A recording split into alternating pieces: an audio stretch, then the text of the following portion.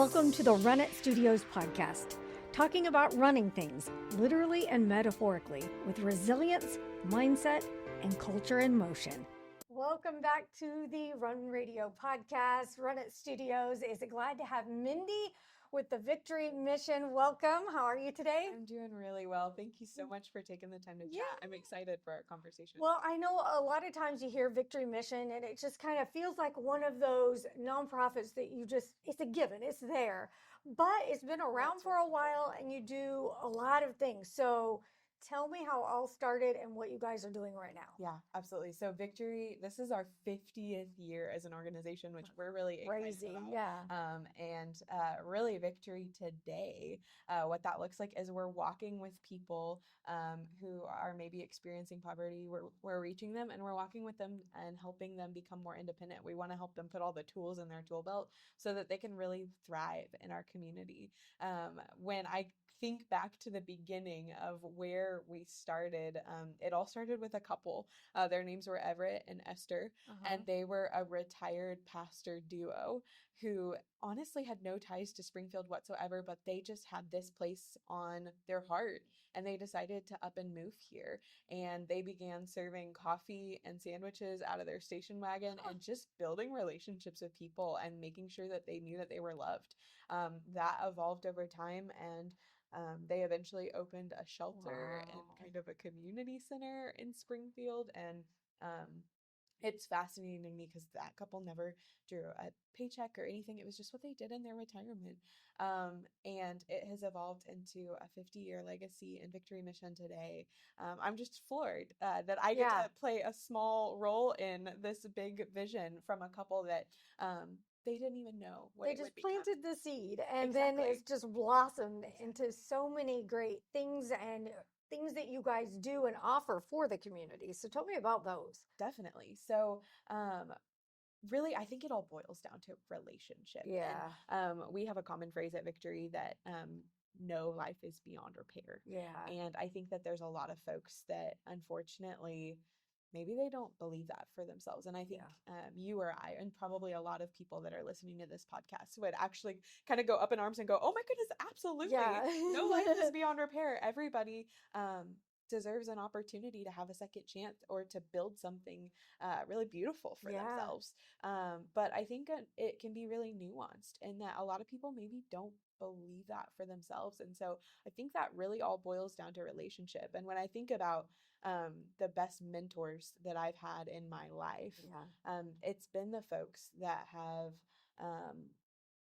met with me and maybe seen something in myself and helped draw that out of me.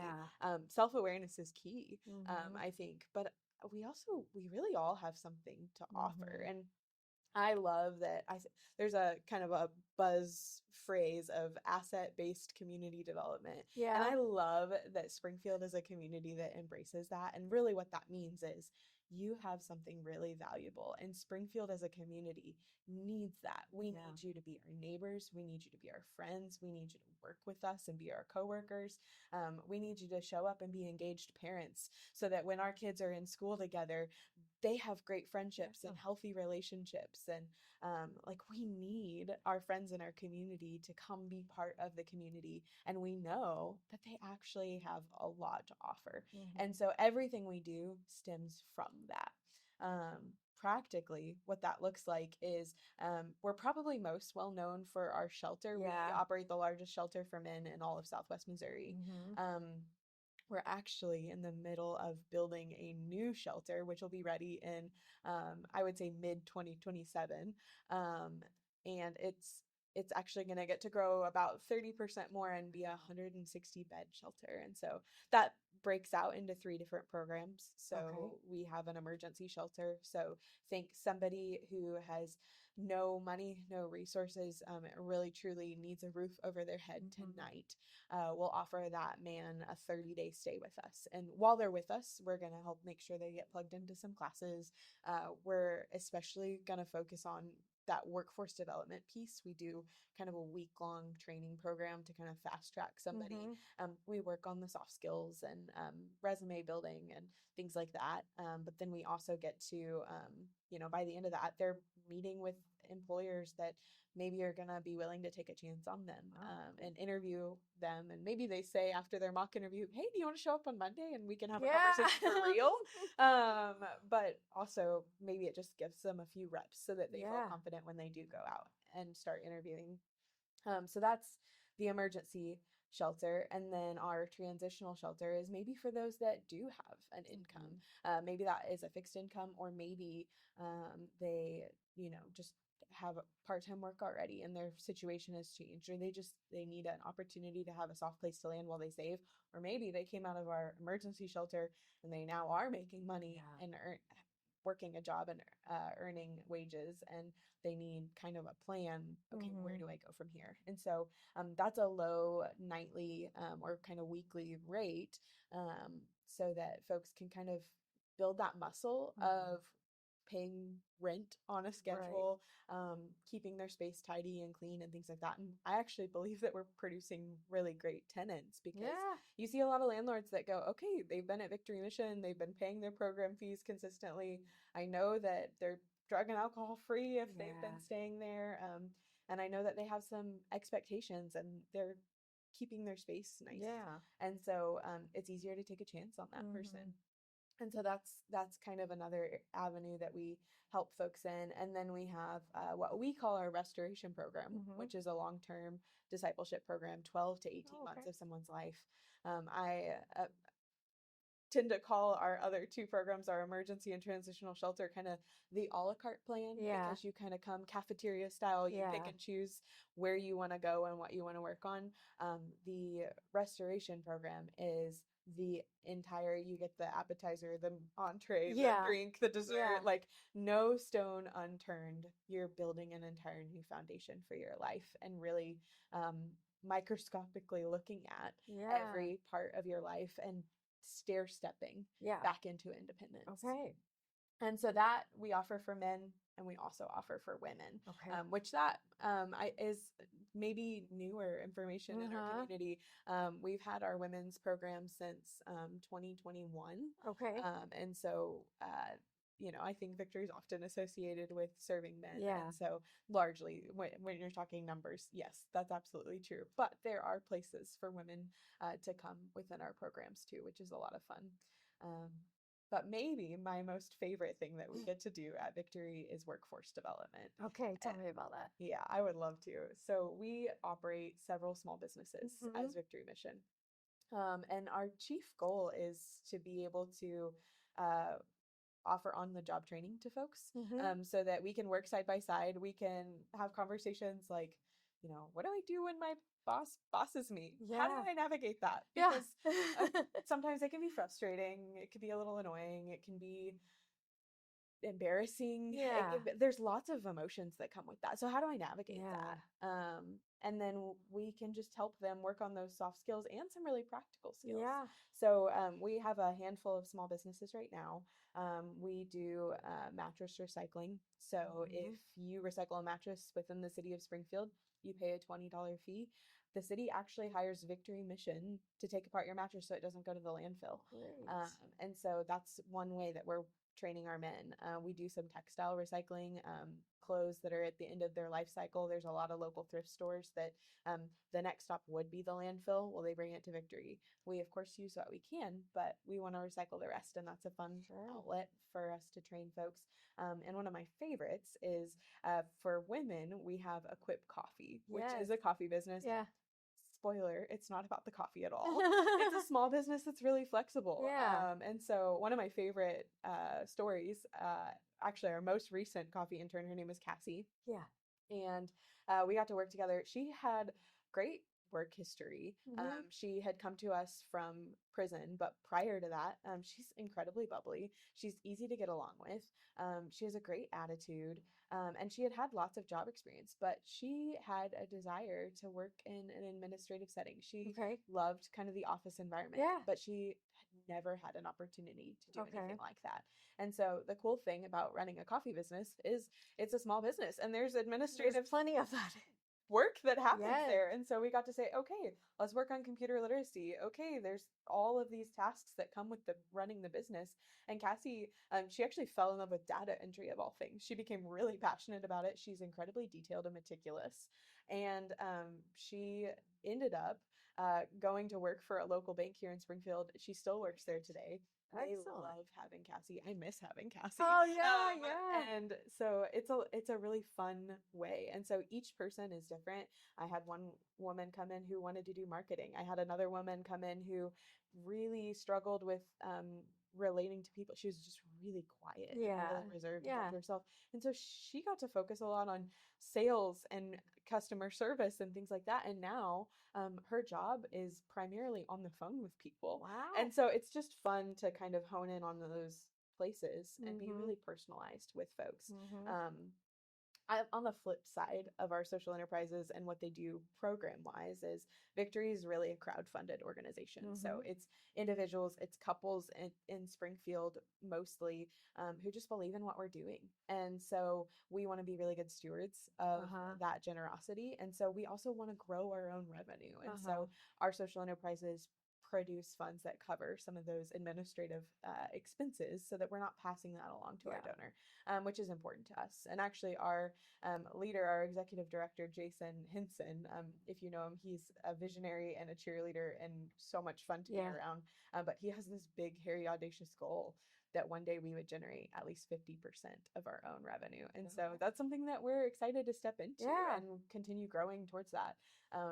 I would say in the next 30 days or so, we're actually getting ready to launch another social enterprise for Springfield, which will be Mission Junk Removal. So you heard it here first.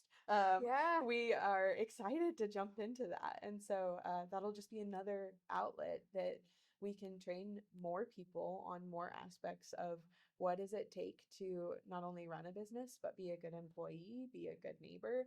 And so, we have a lot of fun with that. Good. Let's talk about volunteers. We'd love to. A good volunteer can make or break. A good volunteer just can manifest more. So tell me how and what you need from a volunteer. Well, I would say, across 3 different buildings, across so many different programs, the volunteer opportunities are limitless. And so I would say first and foremost, if you have a passion or you have a skill, find any nonprofit. Honestly, there's so many great organizations, whether it's Victory or not. Selfishly, I'd say come talk to me. But anywhere you want to go, you can't go wrong. And if you have an idea, let's just have a conversation because you just might fill a gap. We teach classes in so many different areas that we might be able to utilize an instructor in your area of expertise or passion.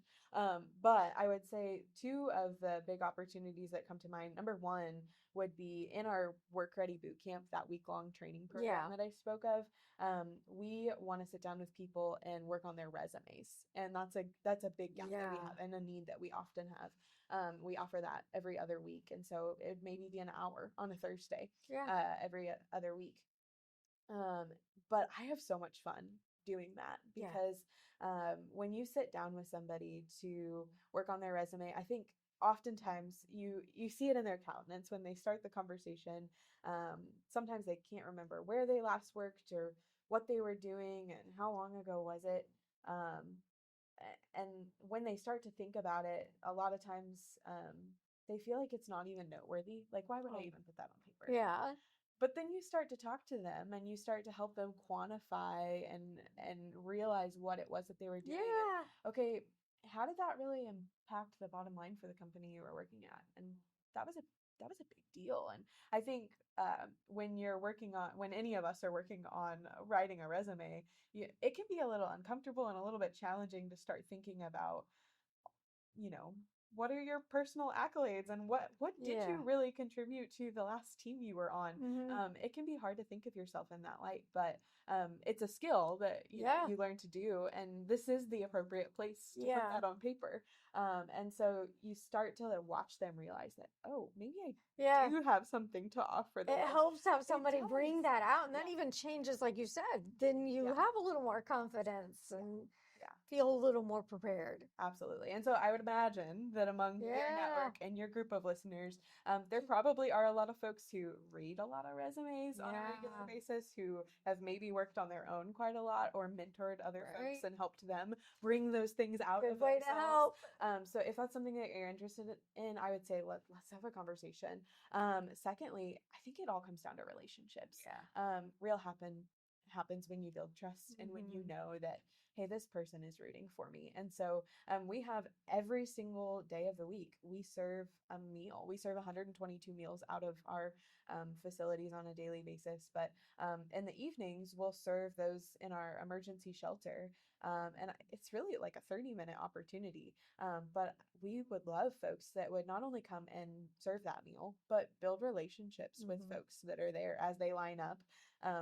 Our new shelter is going to have a cafeteria, which we're very much looking forward to. Opportunities to sit down and maybe actually like have dinner with someone or have lunch with someone. But as they line up, to just walk through the line and get to know, hey, what's your name? What's your story? Because that really, it matters to me. It matters to Springfield, and I want to know you. And so folks that would be willing to sit down and do that and have that kind of conversation, that would be huge. But yeah, like I said, I think the possibilities for volunteering are endless and really needed. So, So volunteer, plenty of opportunities. Someone who might be watching this and not really have that referral, if you will, because I know you have a lot of relationships with other nonprofits and things like that, but maybe they're thinking, well, I feel like my life is a disaster right now. I don't know what to do. What should they do? Yeah.